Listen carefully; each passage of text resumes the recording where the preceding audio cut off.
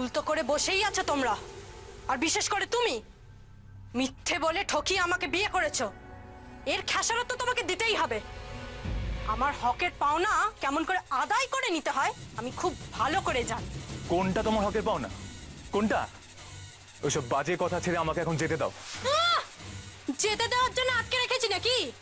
একবার গায়ের জোর ফলিয়ে দেখো তো।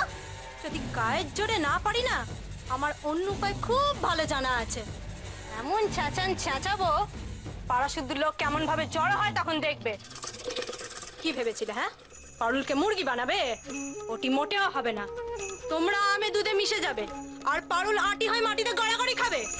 সেটা যদি ভেবে থাকো না, ওটা তোমার আর একটা মস্ত বড় ভুল হবে। তুমি কেন বুঝতে চাইছো না?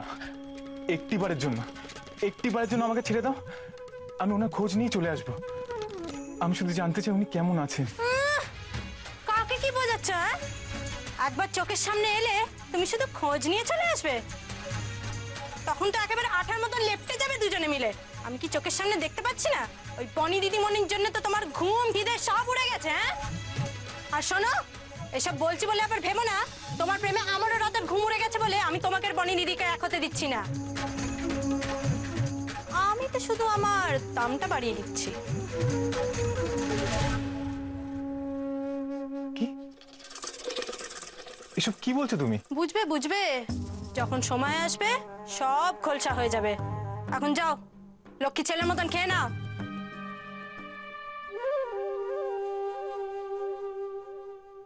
আমি খাবো না।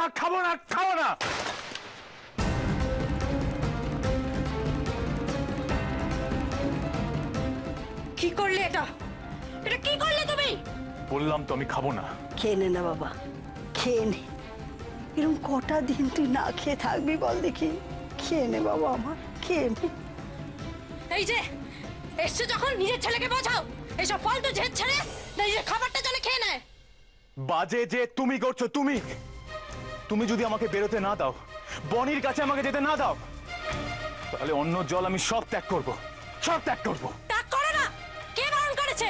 যা খুশি করো। ওইসব খেলো কথা আমি গলার মেয়ে নই। শোনো না, দয়া করো তুমি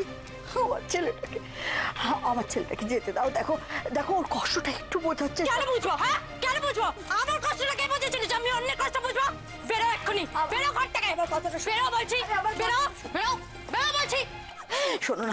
শোনো তোমার দুটি পায়ে পড়ি মাগো, আমি তোকে দুটি পায়ে পড়ি। আমার ছেলেকে যেতে দাও। অন্ন ত্যাগ করেছে, জল ত্যাগ করেছে, মরে যাবে ছেলেটা আমার মরে যাবে। মরুক, যা ইচ্ছা করুক, ওর কোনো রেহাই নেই। ওই বনি দিদিমণির ভূত আমি ওর ঘর থেকে নামিয়েই ছাড়বো।